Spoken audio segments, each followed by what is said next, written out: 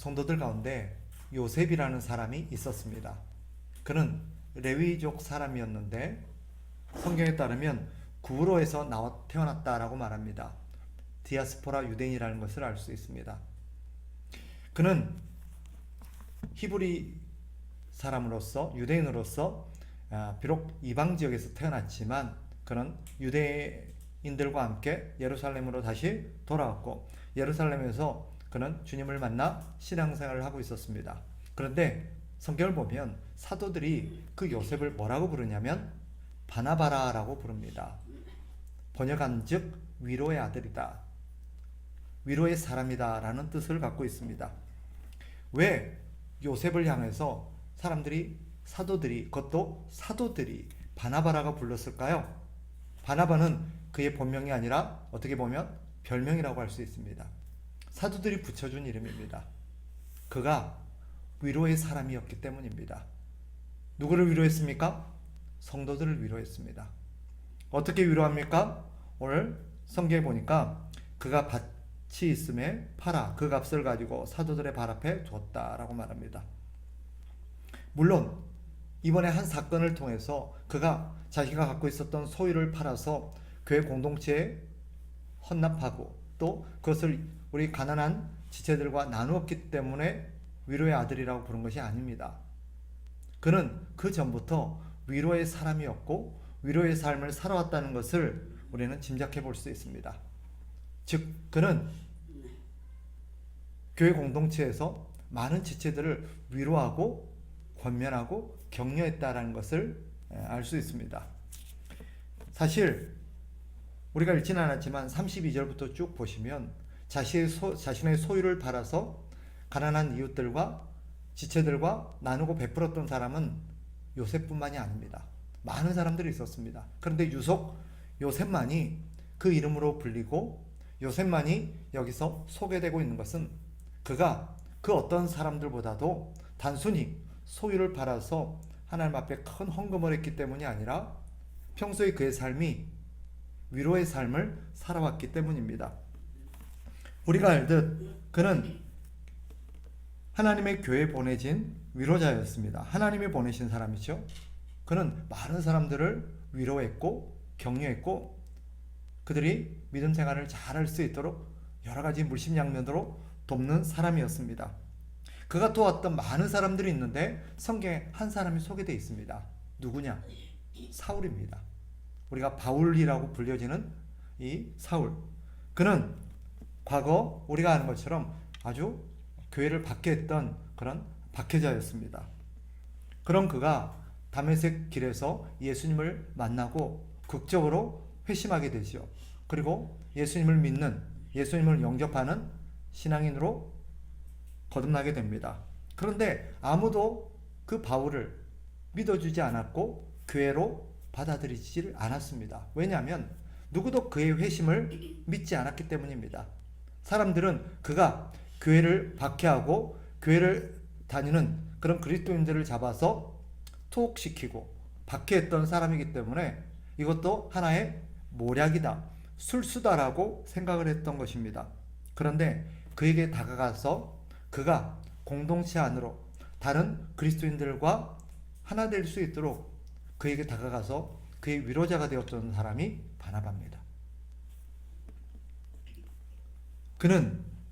이 바울은 바나바의 도움을 통해서 위로를 통해서 다시 힘을 얻게 되었고 또 교회 공동체 안으로 들어왔을 뿐만 아니라 나중에 우리가 아는 것처럼 안디옥 교회 사역자로서 사역을 하는 그런 하나님의 신실한 목회자가 되게 됩니다.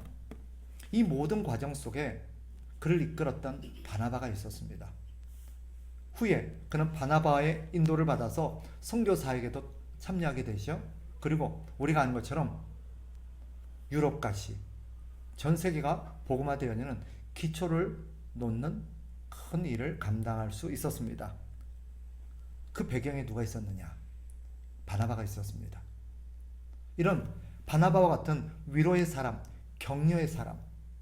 여기 바나바라는 뜻을 번역하면 위로의 사람이란 뜻이에요. 그런데 그 위로하다는 말은 우리가 생각하듯 그죠? 힘내라, 잘 될 거야. 너는 할 수 있어. 이런 위로가 아닙니다. 여기서 말하는 위로는 뭐냐? 하나님의 말씀을 통해서 그가 때로는 그를 권면하기도 하고, 때로는 그를 용기를 심어주기도 하고, 때로는 그에게 위로와 격려를 해주기도 했다는 뜻입니다. 그가 어떻게 교회와 성도들을 위로했는지 사도행전 이후의 내용을 쭉 보면 알 수 있습니다. 나중에 그가 이방인들이 예수님께로 돌아오는 일들이 벌어지죠. 수많은 이방인들이 예수님께로 돌아와서 그들이 이제 교회를 이루게 됩니다. 그때 예루살렘 교회 유대인들은 그런 이방인들을 교회의 일원으로 받아들이기를 주저했습니다. 왜냐하면 비록 자신들이 예수님으로 말미암아 거듭나긴 했지만 여전히 유대인이라는 본인의 정체성과 유대인이라는 차별성을 포기하기가 쉽지 않았던 것입니다. 그런데 그 벽을 넘어서서 이방인들에게 다가가서 이방인들의 기꺼이 목회자가 되어주고 이방인들의 신앙을 이끌어줬던 위로자가 바나바입니다. 그리고 그는 그 이방인들에게 믿음 생활 잘하도록 주께 꼭 붙어 있어라. 주님 떠나지 마라. 꼭 언제 아무리 힘들고 어렵더라도 예수님 꼭 붙들고 끝까지 믿음 생활 해라라고 격려했던 사람이 바나바입니다. 이런 바나바 덕분에 바울이 있을 수 있었죠. 그리고 우리가 아는 것처럼 바울은 이제 바나바를 힘입어서 또 하나의 바나바가 됩니다. 그 역시 위로자가 되어서 가는 곳마다 수많은 사람들의 위로자가 되지요.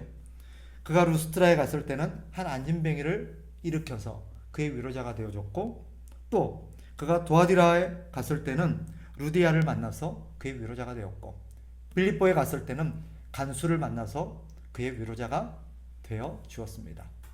그리고 바울을 통해서 또 다른 디모데나 디도나 빌레본이나 이런 수많은 위로자들이 태어나게 됩니다. 그 출발에 바나바가 있었습니다. 오늘 제가 하고 싶은 얘기가 뭐냐면 우리 인생에도 바나바는 있었어요.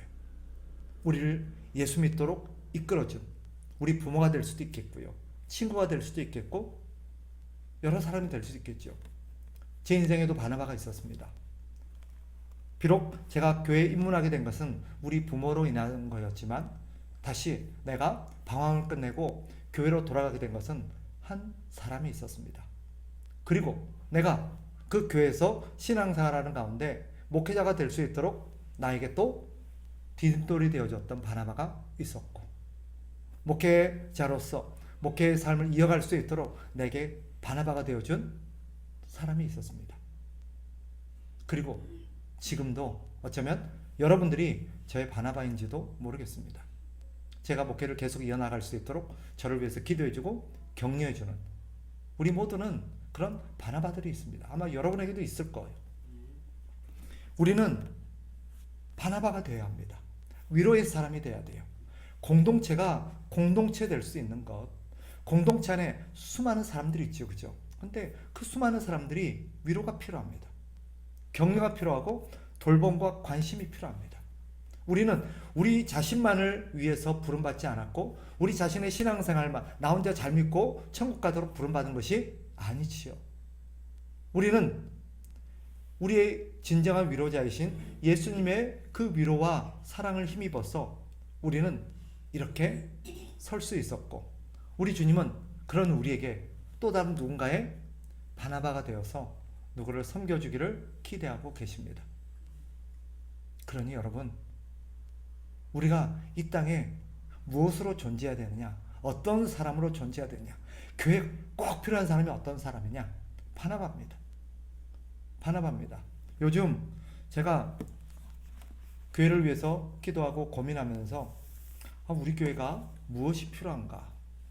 우리 교회가 이제 11년째 달려왔는데 우리 교회가 필요한 게 뭐지? 이제 우리 교회가 어떤 일을 감당해야 되지? 라고 생각했을 때 하나님께서 딱 주셨던 말씀이 이겁니다. 위로의 사람이 돼야 된다. 위로하는 교회가 돼야 된다. 우리는 다른 사람에게 위로자가 돼야 되고 우리 교회는 세상의 위로자가 되어야 한다. 우리 주변에는 참 아픈 사람들이 많아요. 그죠? 마음도 아프고 경제적으로도 아프고 또 여러 가지 관계나 육체적으로나 아픈 사람들이 왜 그렇게 많습니까? 이렇게 우리 주변에 아픈 사람이 왜 많을까라고 생각해 보면 성경은 우리에게 중요한 한 가지를 가르칩니다. 그게 뭐예요? 그래서 우리가 존재한다는 거예요. 아픈 사람이 많기 때문에, 가난한 사람이 많기 때문에, 힘든 사람이 많기 때문에, 낙심한 사람이 많기 때문에 우리가 필요한 거예요. 우리가 필요한 거예요. 어떤 분이 나한테 그렇게 묻더라고요. 교회가 왜 그렇게 많을까요? 교회가 이렇게 많은데 왜 교회는 또 생길까요? 저도 한동안 그것이 고민이었습니다. 교회가 왜 이렇게 많지? 천주교나 성당을 보면 어때요? 각 지역마다 딱 하나만 설 수 있게 돼 있어요. 그죠? 그런데 교회는 옆에 있는데 그 옆에 또 세우기도 해요. 가끔은 그것이 눈살 찌푸려지는 대목이기도 했습니다. 그런데 어느 날 하나님께서 다 깨닫게 하신 게 있어요.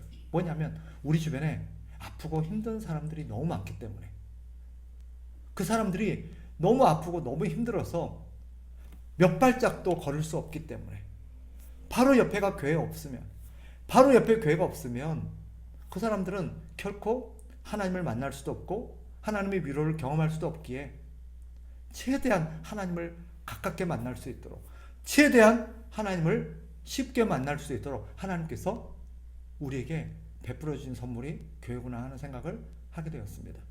저는 그렇게 믿어요. 사람들이 교회가 왜 이렇게 많나?